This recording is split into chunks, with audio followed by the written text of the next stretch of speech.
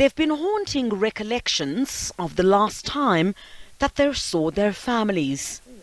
And all they wanted was for their remains to be returned home. His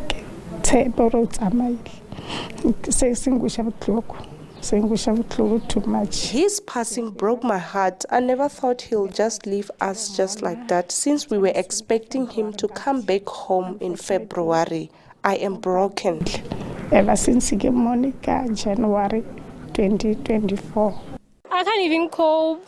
I'm struggling to eat. I feel so sad. I still can't believe he's no more.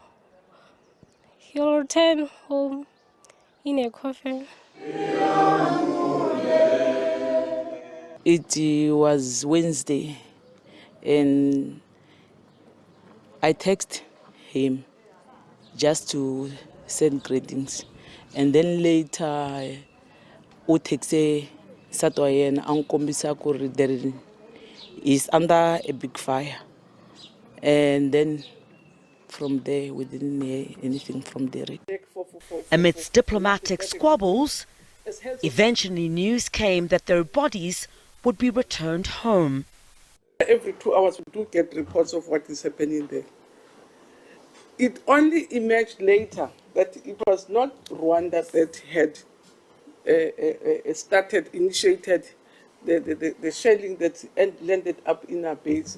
It was a response to a shelling that came from the DRC into Rwanda's direction, and Rwanda was reacting.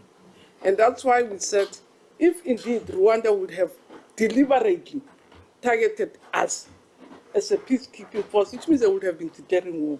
But clearly, they were responding to the DRC and not to us. You did not have the ammunition, you did not have the supplies, you do not have the money to have sent them, but you sent them to die for the mineral wealth that is being looked after, the mines that are being looked after, that belongs to Cyril Ramaphosa, his family, and his friends. What is it that our soldiers are protecting?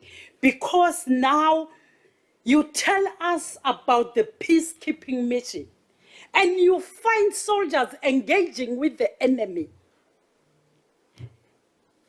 Really, it doesn't give any sense. There is assurance that repatriation of our members is going to take place tomorrow. And that is the message that I just read. But just hours later, news that it was not to be.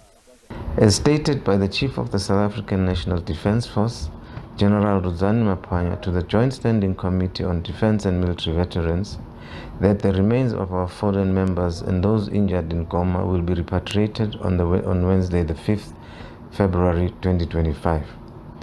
All administrative processes were completed and handed over to the United Nations. The United Nations planned movement for the repatriation of the deceased out of the combat zone has been delayed. Well, this communication on the same day that President Cyril Ramaphosa had delivered the State of the Nation address. I have directed that a national flag be flown at half-mast in honor of these fallen heroes for a week starting from tomorrow morning.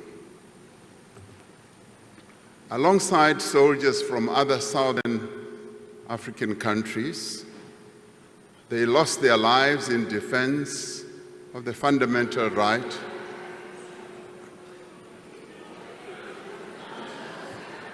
of the Congolese people to live in peace and security. They lost their lives not in the pursuit of resources or territory or power. They lost their lives so that the guns on our continent may be forever silenced. So we salute them. Well, it's been an agonizing wait for these families, but now that wait is over. Burying their loved ones is now a reality as the country too mourns the fallen heroes.